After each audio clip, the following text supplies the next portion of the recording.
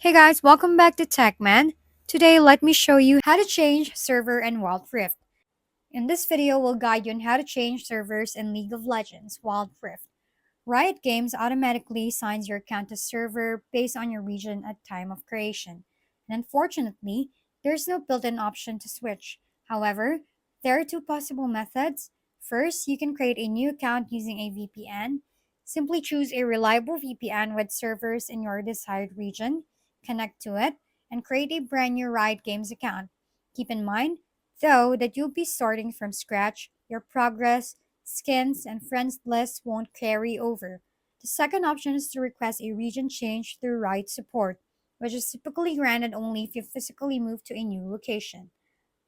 To do this, log into Riot support, submit a ticket explaining your situation, and wait for the response, noting that approval isn't guaranteed and the process may take a few days, and that's how you change servers in Wild Rift. If we've been helpful, kindly give us a thumbs up and don't forget to hit the subscribe and bell button for more contents. For any questions and suggestions, comment down below.